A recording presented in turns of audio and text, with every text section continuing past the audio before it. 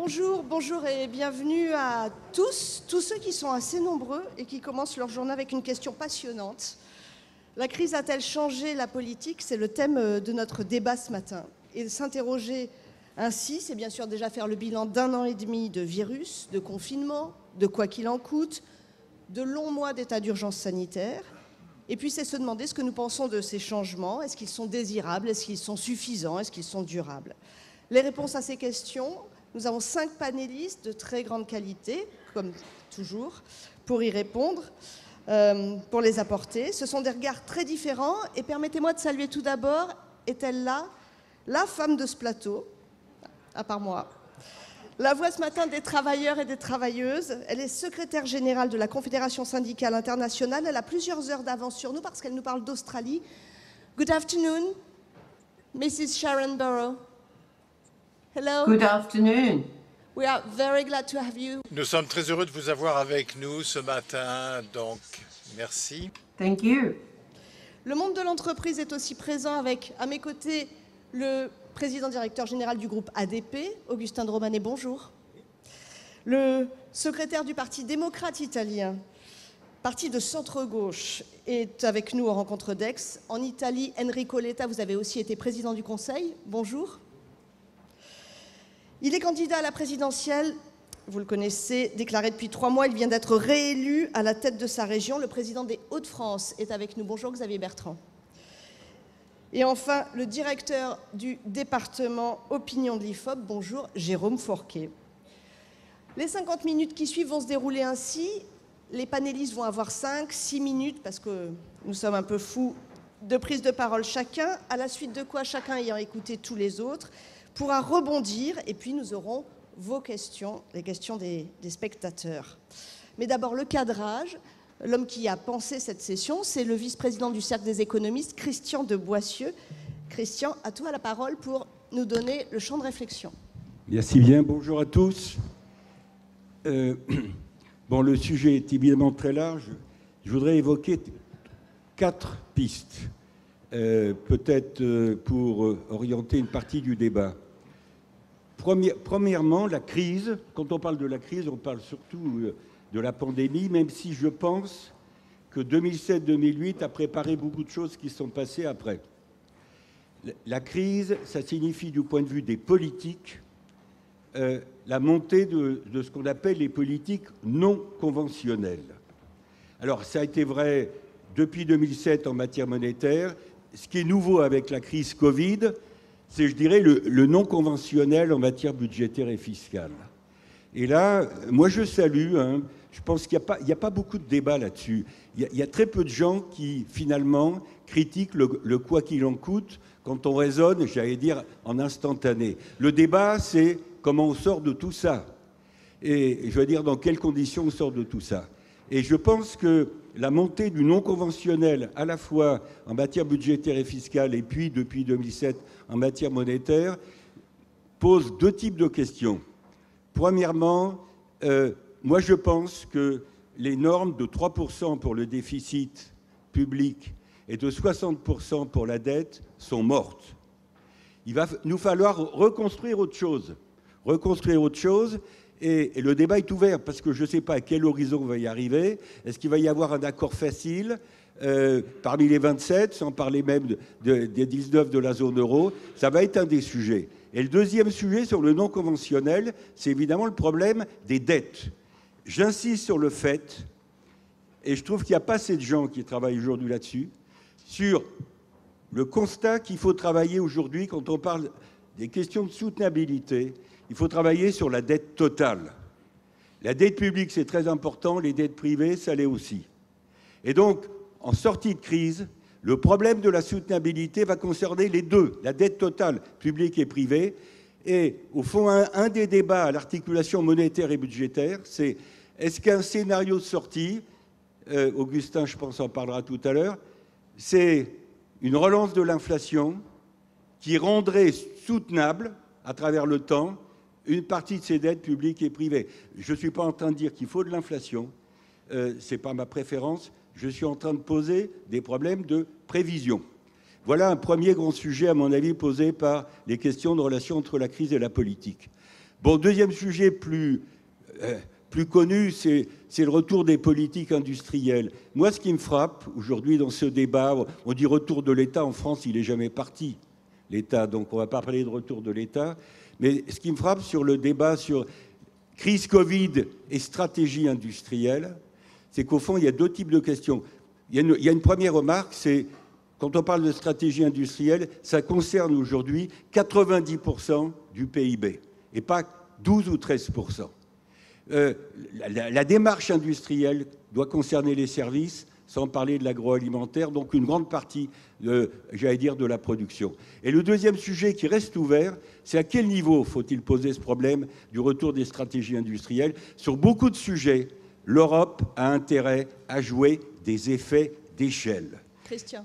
J'ai presque fini. Il te reste tu as moins de 30 secondes. Troisième sujet, plus connu, c'est que la crise signifie l'attention portée sur trois questions, j'allais dire l'écologie, les inégalités et la proximité. Moi, j'aimerais bien que dans notre panel, et je sais que vous avez toutes les compétences qu'il faut autour de la table, on passe des mots aux choses.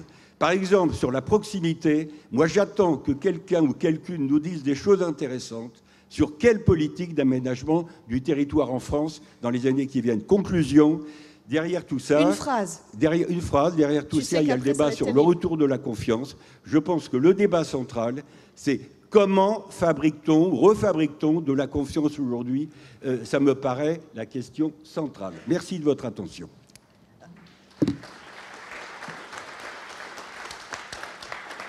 Alors, la crise a-t-elle changé la politique? Enrico Letta, vous avez été pendant 6 ans à la tête de l'école des affaires internationales de Sciences Po. Et puis, il y a quelques mois, vous dites que vous avez la politique, c'est votre ADN. Vous avez retraversé les Alpes pour refaire de la politique. Donc, c'est intéressant. Est-ce que vous avez le sentiment que là, vous revenez dans un monde ancien, finalement, avec les mêmes problèmes, les mêmes solutions à apporter, le même jeu politique? Ou alors, en effet, la crise change en Italie, la politique?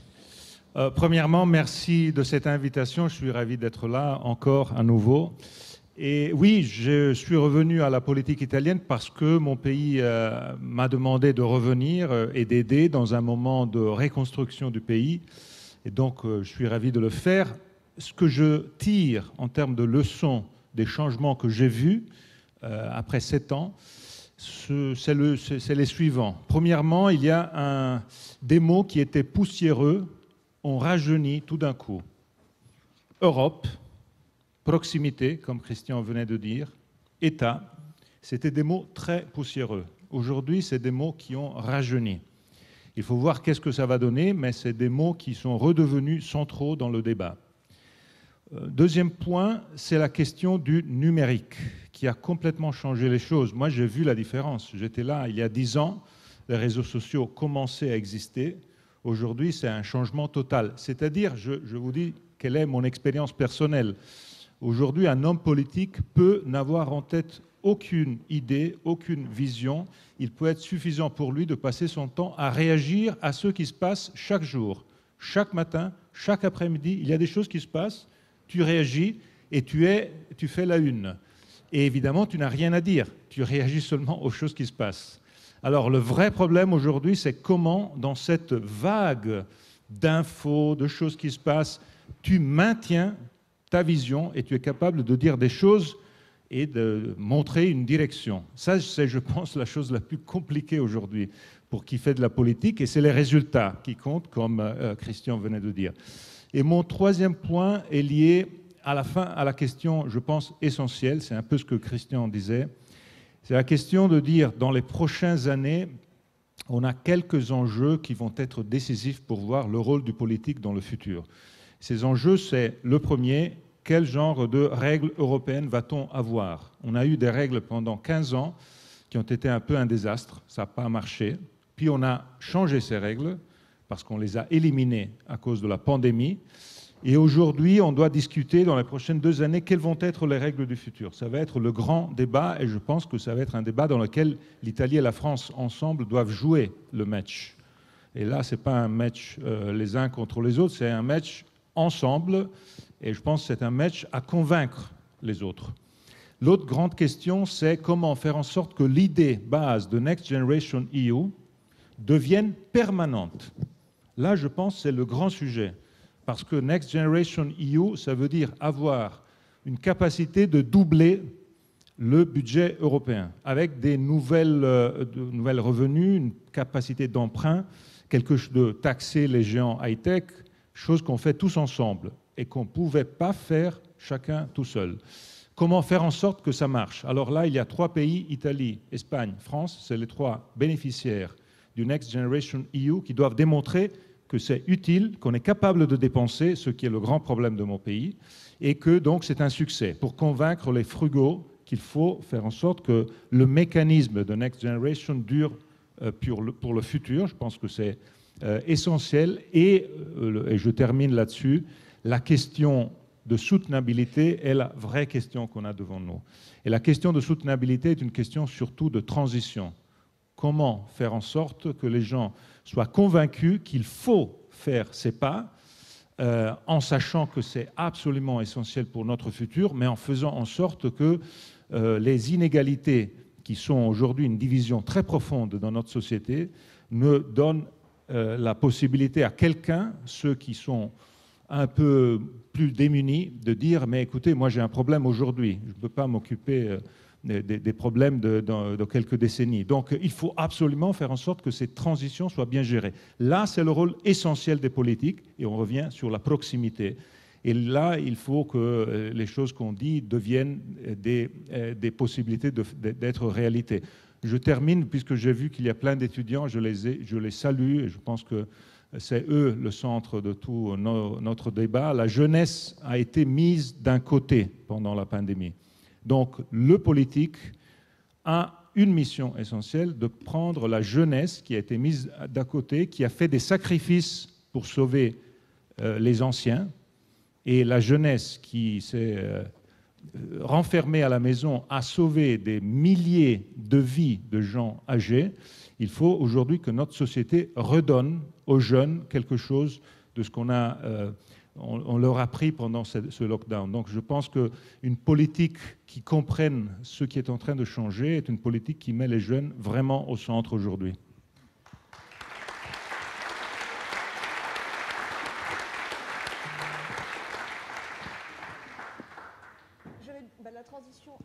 Si j'oublie mon micro. La transition est parfaite. Je vais me tourner vers Sharon Burrow.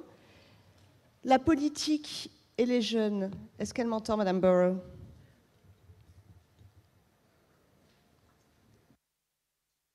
Je vais la poser en français. Je pense que la traduction est assurée. Madame Burrow, est-ce que la pandémie a touché le monde du travail, en particulier les jeunes, dont vient de parler Enrico Letta, et les femmes? Comment jugez-vous la réponse politique aujourd'hui, et est-ce que vous avez le sentiment qu'elle est à la hauteur pour l'après, ce qui va se passer?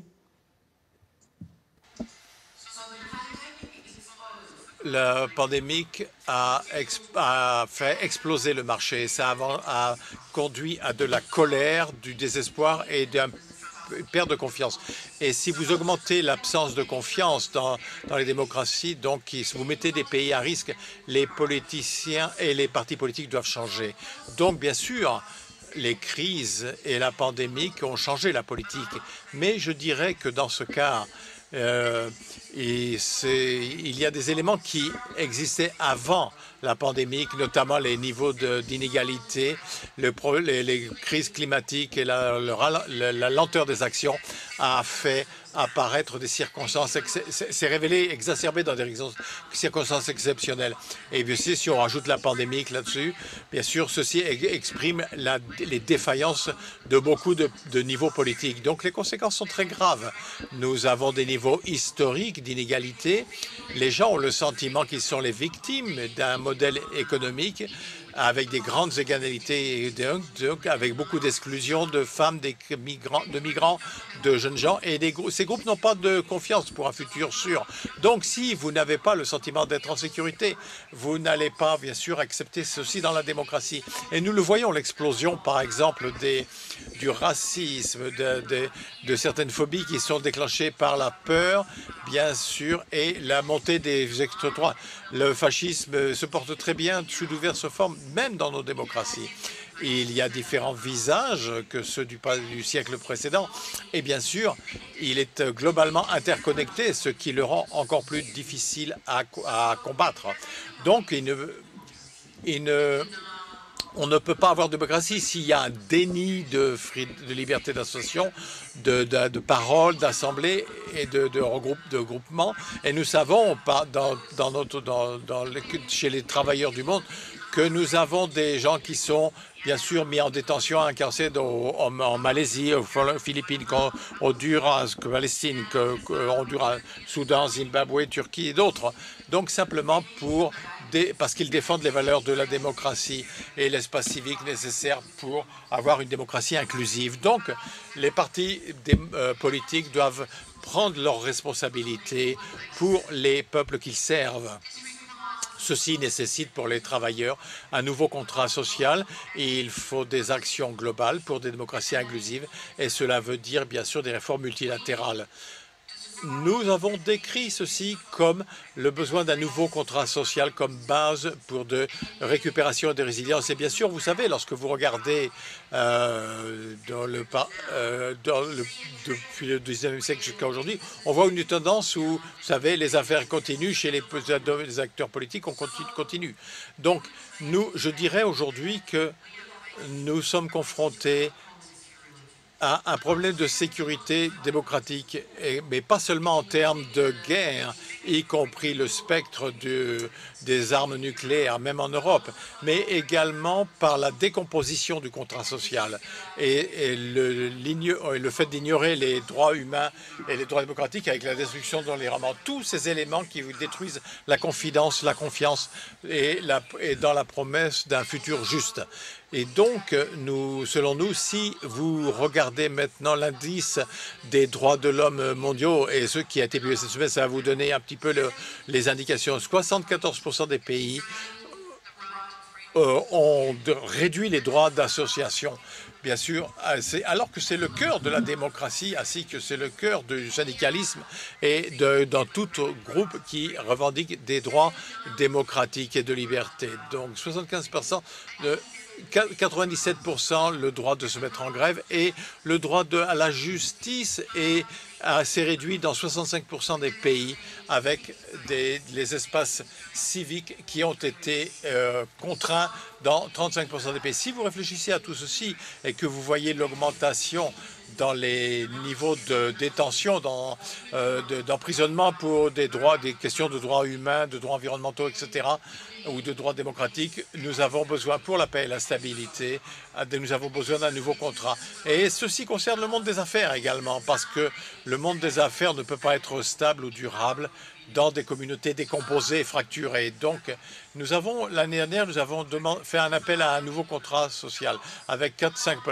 l'emploi, des emplois avec une bonne transition, le droit de protection pour tous les travailleurs, quelles que soient les dispositions d'emploi. Parce que la plupart dans notre monde maintenant, on est dans le secteur informel. 60% des gens dans le monde travaillent sans garantie formelle de droit, de salaire minimum, de justice sociale, d'état de droit. Et dans 40% des employés dans le secteur formel, plus d'un tiers maintenant sont dans des situations de non-sécurité. Donc l'explosion des activités.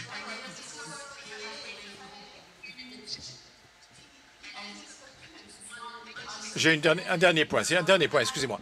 Et donc, nous devons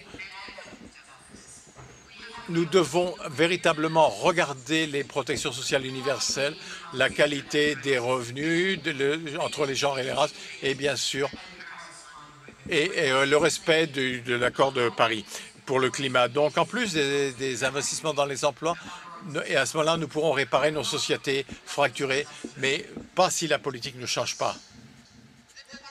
Merci Sharon Doran. Donc ça, c'est l'appel à l'action des hommes politiques. Il y en a un à 2 sièges de moi. Xavier Bertrand, la crise a-t-elle changé les politiques? Alors je lis les Échos et je lis que certains considèrent que les solutions que vous apportez ont changé, que vous ne présentez pas les mêmes. C'est intéressant. Est-ce que vos convictions, les solutions que vous proposez ont changé avec cette crise? Oui, mais pas seulement la crise de la pandémie. Pour ne rien vous cacher, quand Jean-Hervé m'a proposé ce thème, au début, je ne devais pas être bien réveillé, je me suis dit, la politique est-elle en crise? Mais bon sang, ça a déjà été fait, ça. On n'a pas encore apporté toutes les réponses, mais ça a déjà été fait. Et après, à la réflexion, je me suis dit, mais ce qu'on devrait poser comme question, je ne suis pas l'organisateur, c'est la politique peut-elle changer la crise? Parce que c'est quand même ça l'enjeu des mois et des années qui viennent. Mais je vais être discipliné. Ce matin, je vais être discipliné et je vais revenir sur le thème. La crise a-t-elle changé la politique? Pas encore. Au sérieux. Quand on regarde bien les choses, on peut très bien se dire qu'aux États-Unis, la crise a changé la politique, mais force est de reconnaître que dans de nombreux pays européens et en France, pas encore. Et je vois aujourd'hui la façon dont on enjambe les élections régionales pour beaucoup de raisons, montre bien qu'on ne veut pas tenir compte de ce qui a été dit, avec une abstention qui n'est pas seulement du désintérêt, une abstention qui n'est pas dans le continuum des niveaux d'abstention que l'on a connus, avec une abstention qui est un message politique comme on en a rarement entendu. Et donc, si on pense qu'on peut continuer exactement comme avant, on a le droit, en se disant, mais en plus les extrêmes refluent, donc tout va bien dans le meilleur des mondes, non, on aura à nouveau un réveil qui sera brutal. Donc, est-ce que la crise a changé la politique? La politique doit absolument prendre conscience que nous avons un enjeu, ça a été évoqué par Christian tout à l'heure. Si on veut maintenir, garder notre indépendance, notre souveraineté, c'est clairement un enjeu de restauration des finances publiques. Le deuxième aspect, c'est l'enjeu de restauration d'une souveraineté industrielle, technologique aussi si vous le souhaitez, mais il y a deux autres aspects qui pour moi sont très importants. Et c'était évoqué également dans l'introduction de Christian de Boissieu tout à l'heure. Il faut un nouveau projet politique d'organisation de notre pays. Parce qu'on l'a vu, le centralisme est un cadavre qui nous encombre. Je ne sais pas ce que dira exactement tout à l'heure M. Fourquet dans son enquête, mais la réalité, ce qui a été plébiscité, ce sont les acteurs locaux. Mais attention, les acteurs locaux, pas seulement les élus locaux.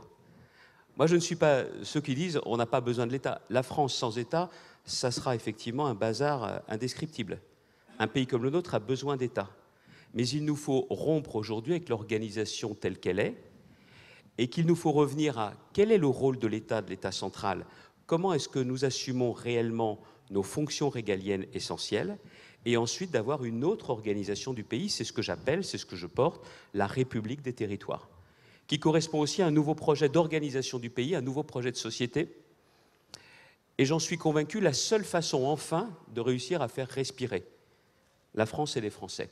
Et puis il y a un dernier aspect, bien évidemment la dimension macroéconomique est très importante, mais n'oublions pas la politique à hauteur d'hommes et de femmes, parce qu'ils sont toujours là, et ce sont eux aussi les plus importants. Et ce que je vois dans les enseignements de la crise, n'oublions pas, il y a eu la première ligne, notamment nos soignants, exceptionnels, mais il y a eu tous les autres, les secondes lignes, ceux qui ont bossé sans masque, sans télétravail, qui ont permis de tenir, les livreurs, les transporteurs, les caissiers, les caissières, les ouvriers. Et cela, aujourd'hui, dans cette sortie de crise, comment on tient compte d'eux? Vous savez, je l'ai déjà évoqué à différentes reprises, le message des gilets jaunes des ronds-points n'a toujours pas trouvé de réponse dans notre pays, et certainement dans d'autres pays. Et si l'on pense aujourd'hui qu'on va pouvoir enjamber tout cela et repartir comme avant, en indiquant aussi qu'on est sur une reprise économique très bien, qu'il y a le retour de la croissance, tant mieux. Mais la croissance n'est jamais égale pour tous, n'est jamais la même pour tout le monde. Et je pense que l'on doit absolument prendre conscience que nous avons des enjeux qui sont des enjeux stratégiques, mais que si nous ne nous remettons pas à hauteur d'hommes et de femmes, la crise que nous avons connue des Gilets jaunes est un dernier avertissement et nous connaîtrons une secousse plus importante. Alors, je suis quelqu'un de profondément optimiste. La seule chose, c'est qu'on n'a pas le droit de passer à côté du constat et d'apporter des réponses qui soient justement à la hauteur des enjeux. Et comme vous ne m'avez pas repris, je vais m'arrêter tout de suite parce que je dois être à l'intérieur de mes 5-6 minutes. Vous êtes le plus sage de tous pour l'instant.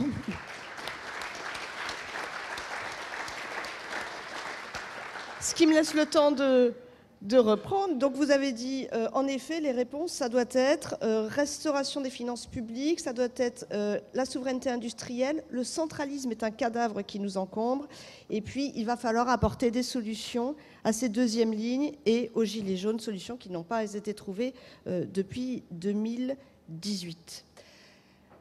Augustin de Romanet, vous êtes le président du groupe Aéroports de Paris, mais on vous a également vu à l'Élysée, dans les cabinets, on vous a vu à Matignon, on vous a vu à Bercy. Finalement, ces réponses, elles vont s'élaborer dans un cadre, et le cadre a explosé ces derniers mois. Ça nous pose, je parle donc des règles, des critères Maastricht, le pacte de stabilité, on n'a plus compté. Ça pose la question des limites. Xavier Bertrand dit, en tant qu'homme politique, qu'il veut apporter des solutions. Quelles vont être ces limites ?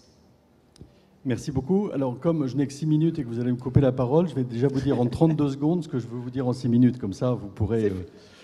En fait, ma conviction profonde, c'est que la crise du Covid va changer dramatiquement les conditions d'exercice de la politique.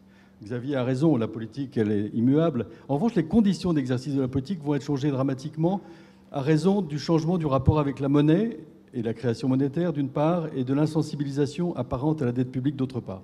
Ça, c'est mon premier message. Et mon deuxième message, c'est que pour en sortir, il va falloir réinventer de façon inéluctable un projet européen et une action politique qui ne soit pas une action performative, mais une action avec des résultats.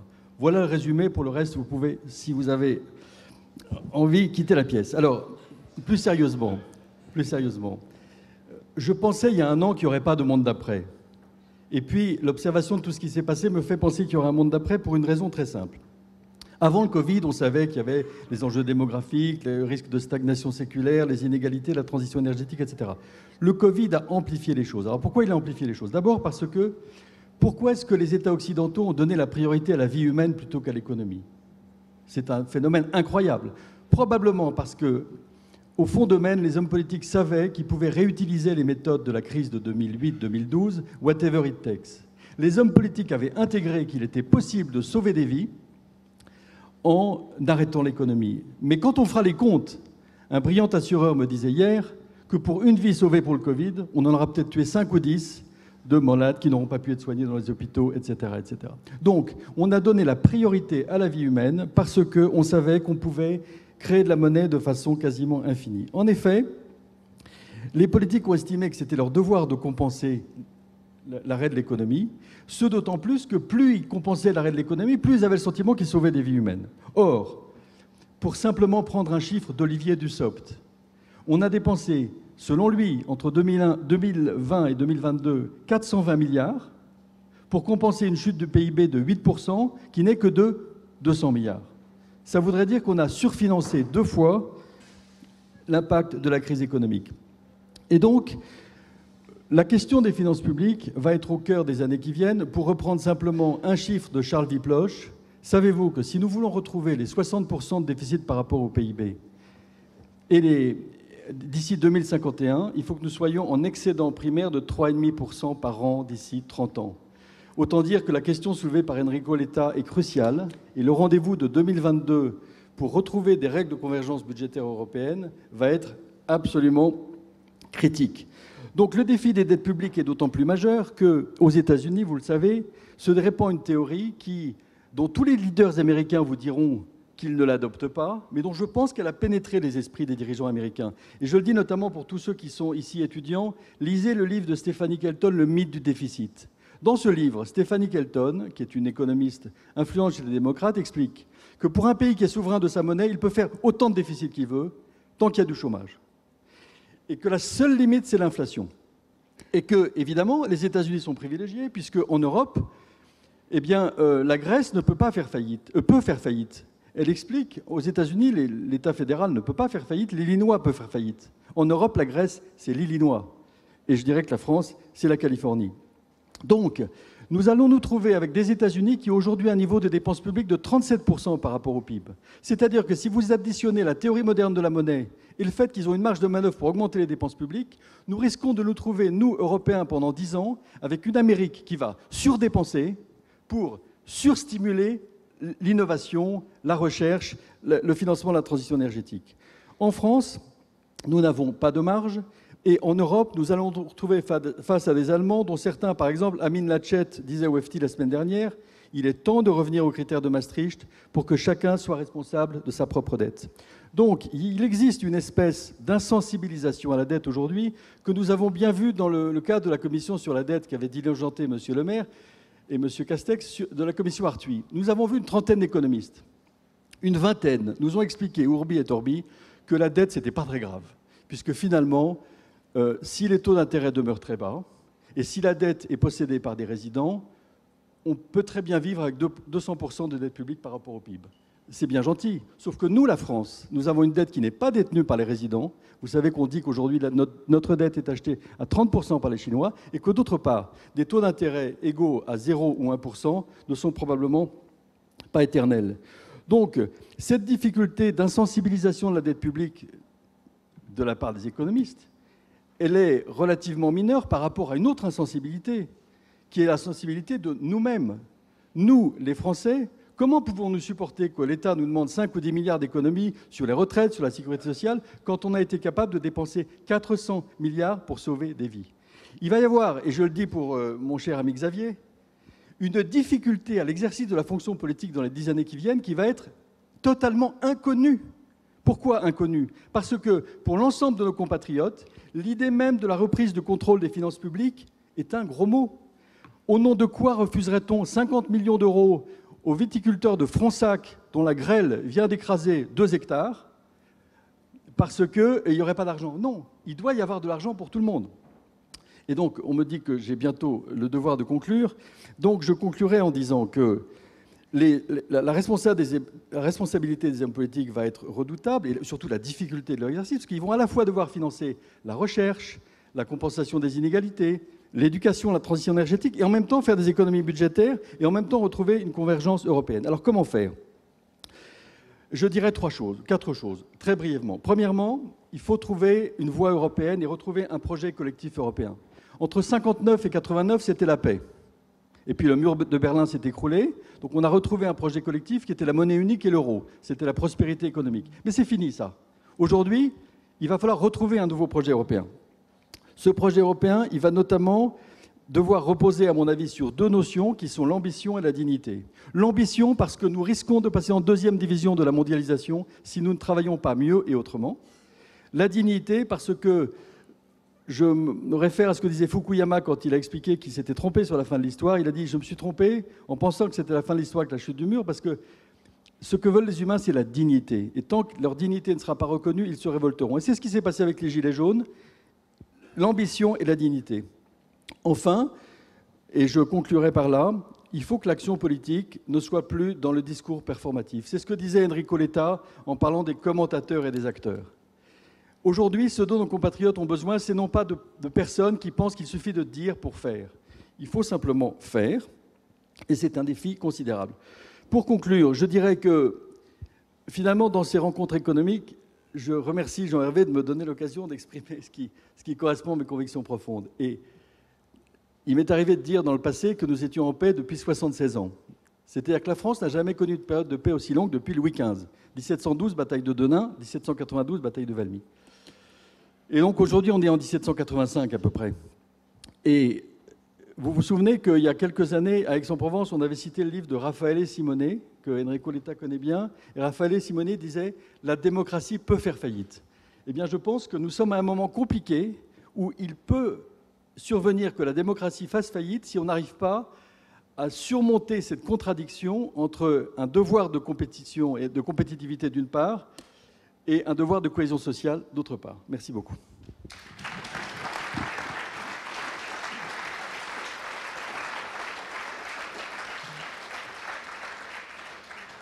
Beaucoup de choses dans ce que vous avez dit. Je retiens la volonté de reprise de contrôle des finances publiques, ce qui veut dire, ce qui veut dire économie, ce qui veut dire peut-être austérité, et en même temps répondre aux attentes des Français, dont va nous parler Jérôme Fourquet, qui a sondé les citoyens entre les 2 tours, n'est-ce pas, et qui les a interrogés sur la confiance qu'ils portent aux politiques.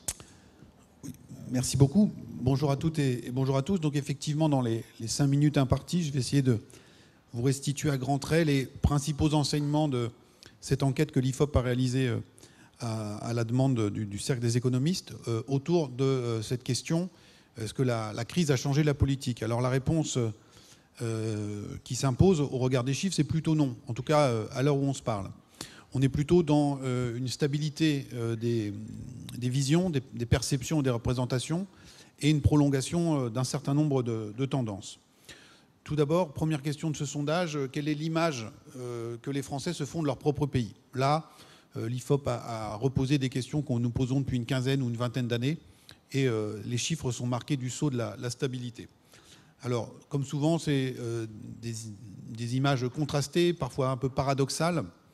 78% des Français pensent par exemple que notre pays recèle de très nombreux atouts, donc on peut se rassurer.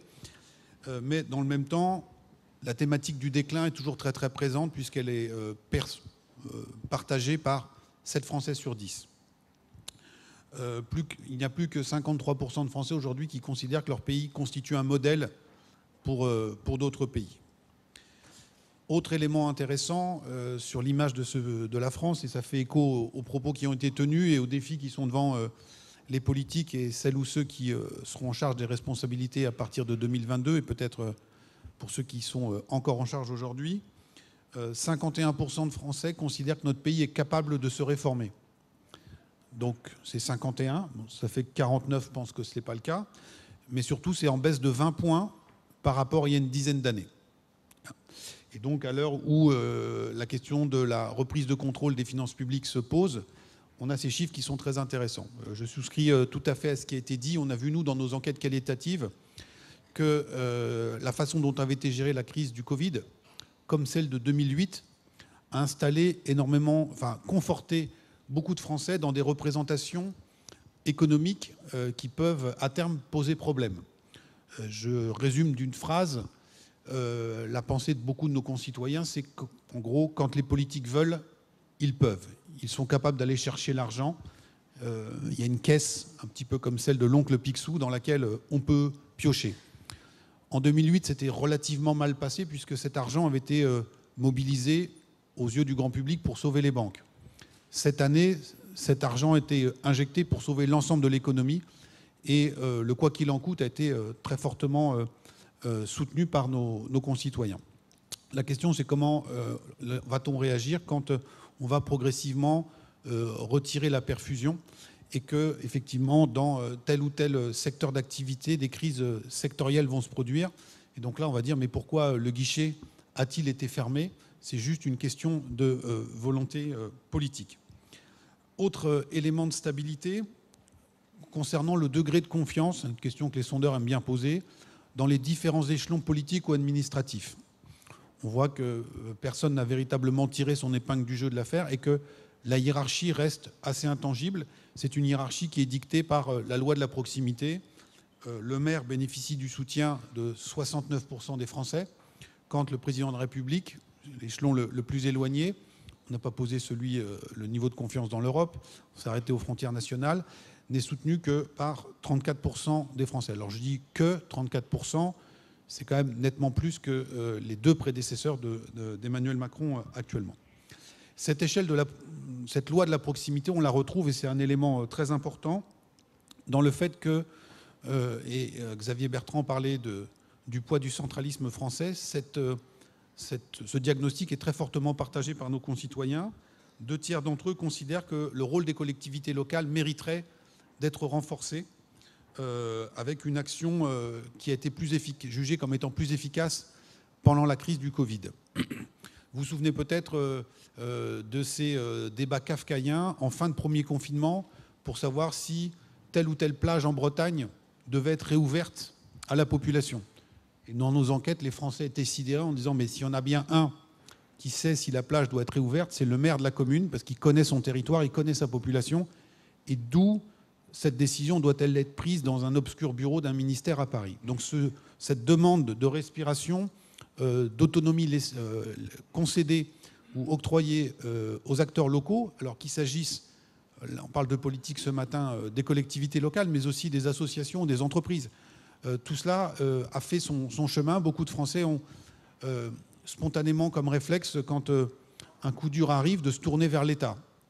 L'État a répondu présent, mais avec un temps de réaction assez perfectible. Et donc, c'est ça aujourd'hui qui est remis en cause. Alors, pour terminer, puisque le temps est écoulé, je sors juste des résultats du sondage et je ferai un lien avec la très forte abstention que nous avons observée aux dernières élections régionales. Là encore, on voit que cette crise du Covid a accéléré ou accentué un certain nombre de phénomènes qui étaient déjà présents dans notre histoire et dans notre ADN, notamment la nature extrêmement centralisée, présidentialiste de nos institutions, de la Ve République. Et là, les Français ont vu que toutes les décisions étaient prises depuis l'Élysée. Et donc, vous vous souvenez des tribunes en disant il y a 65 millions de Français qui attendent la décision d'un seul homme pour savoir si on va déconfiner ou pas. C'est quoi le lien avec cette abstention très forte? Eh bien, c'est ce que j'ai appelé un petit peu le syndrome aller me chercher le patron. C'est-à-dire qu'aujourd'hui, on ne se mobilise plus que pour les grandes échéances quand il s'agit de désigner la clé de voûte de nos institutions, désigner celui ou celle qui va impulser les grandes directions, et on se détourne progressivement de ces élections intermédiaires dont on souhaiterait que les récipiendaires disposent de davantage de pouvoir, mais dont on constate qu'aujourd'hui ils sont très fortement entravés. Donc, si on veut résumer, donc on est plutôt dans une poursuite d'un certain nombre de tendances plutôt que dans un basculement dans un monde d'après radicalement nouveau. Merci de votre attention.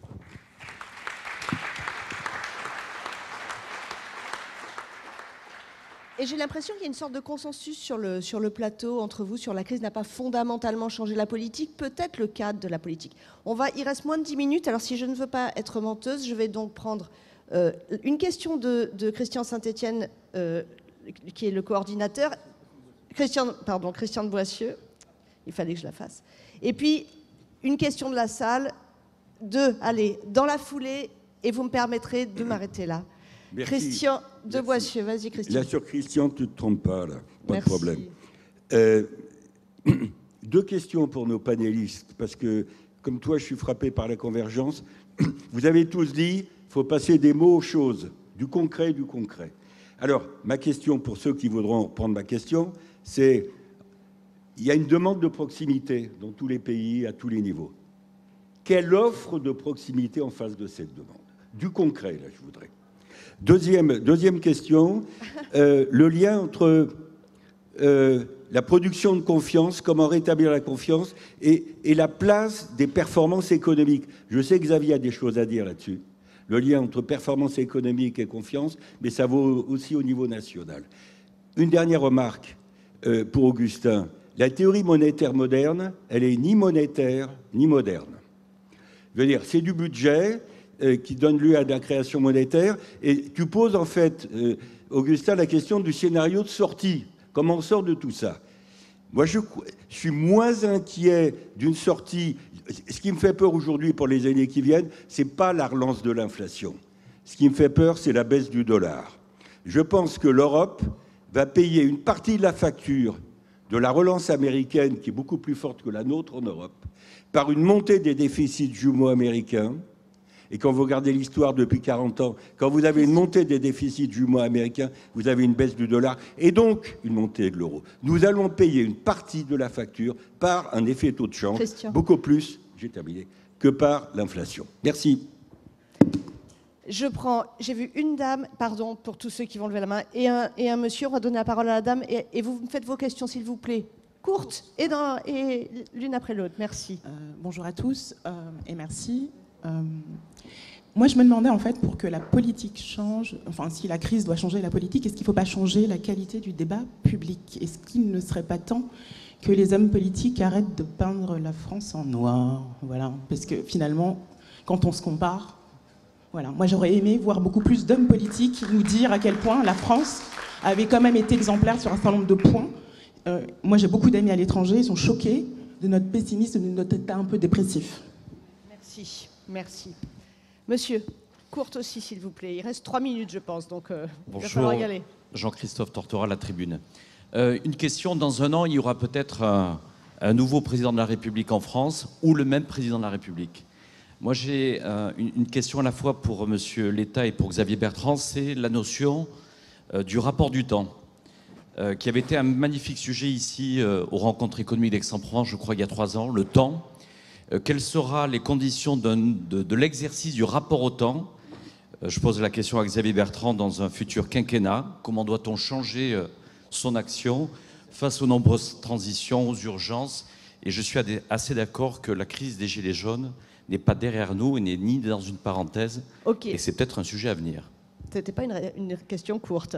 Xavier Bertrand. Pour répondre rapidement à madame. Pour vous répondre, si on n'est pas optimiste, on ne fait pas de politique. Non, non. Si vous ne croyez pas qu'il y a un avenir et un espoir, vous ne faites pas de politique. Vous avez 1000 autres façons de vous engager, mais vous ne faites pas de politique. La seule chose, c'est que vous devez penser à agir à la fois pour ceux qui vont bien et pour ceux qui ne vont pas bien, pour tout le monde. Et le problème, c'est que si les discours sont uniquement optimistes sans tenir compte de la réalité, vous êtes dans la déconnexion la plus totale et on voit bien souvent où elle nous amenait. Sur la question du rapport au temps, je pense que le politique a une difficulté, c'est pour intégrer le temps long et d'avoir un horizon qui dépasse son seul mandat. Alors je vais être totalement paradoxal, je pense que si on veut bien faire les choses, il faut qu'un président s'en tienne à un mandat unique. C'est ma conviction profonde, parce que le fond du problème, c'est qu'il est très difficile de regarder la courbe de l'intérêt général et la courbe de popularité de ces sondages à soi. D'ailleurs, ce que je dis est dans toutes les têtes. Aucun président de la République depuis le général de Gaulle n'a été réélu hors cohabitation. Je pense que c'est la seule façon de pouvoir à nouveau épouser une vraie forme d'intérêt général. Et dans ce que disait Christian de Boissieu tout à l'heure, il y a aussi un autre aspect qui est à intégrer dans ce que sera l'avenir de la politique. Tous les quinquennats, depuis maintenant bien longtemps, ont été des quinquennats où il y a eu des crises majeures. Il y a un nouveau job, c'est celui d'anticiper, de prévenir les risques au maximum. C'est-à-dire d'être à la fois sur du temps long. Alors, je ne dis pas ça, c'est peut-être un peu plus facile pour un ancien assureur, j'en ai bien conscience, mais toujours est-il que cette façon d'anticiper dans beaucoup de domaines est devenue quelque chose de très important. Et on le voit aujourd'hui, pour la politique, le choix est très simple. Soit être pédago, soit être démago et continuer à surfer sur l'air du temps. Je pense que tout ceci, nous ne s'en sortirons que par le renforcement d'une société du travail. Or, parler du travail en sortie de crise, ça ne va pas être si simple que ça, et pourtant c'est impératif, mais de montrer que tout ça est au service, pardonnez-moi, la politique, la crise de la politique, c'est une crise des résultats. Si la politique renonce à rendre la vie moins difficile et à rendre la vie meilleure, ça ne sert à rien de s'engager et de faire de la politique. Le mot de la fin pour vous, Enrico Letta. Pardon, il nous reste une minute. C'est pour dire à Christian, il a totalement raison. Je pense que la proximité, la clé est liée au healthcare, système de santé et au numérique.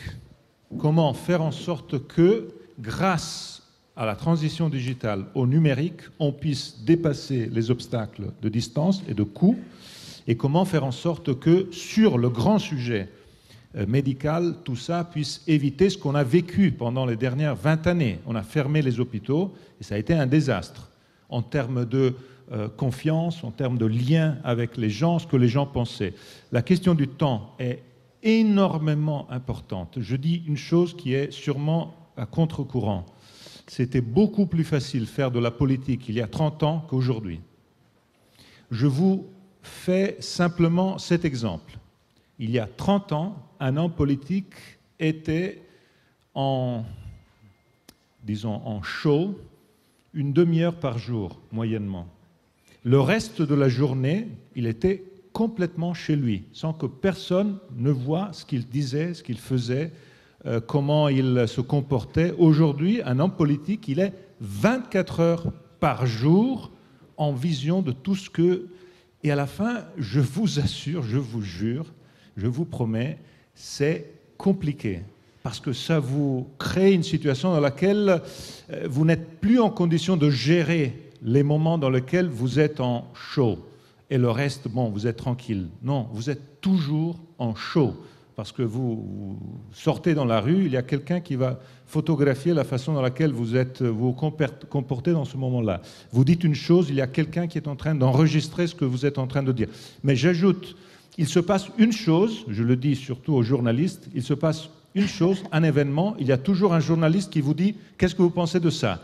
Et vous ne savez même pas ce qui s'est passé. Et vous devez tout de suite répondre d'une façon intelligente. Donc la question du temps, aujourd'hui, est la question essentielle de nos vies, mais pour un homme politique, pour une femme qui fait de la politique, c'est une question clé, compliquée. Ce qui amène, et c'est ma conclusion, à demander de la diversité. Vous devez avoir autour de vous des gens qui vous aident par la diversité. Moi, je suis contre l'idée qu'il y ait un homme providentiel. Tout seul, à lui, il sait tout, parce que quand il y a un journaliste qui vous demande « Qu'est-ce que vous pensez de ça ?», vous pouvez être l'homme providentiel le meilleur, mais à la fin, vous allez dire des conneries.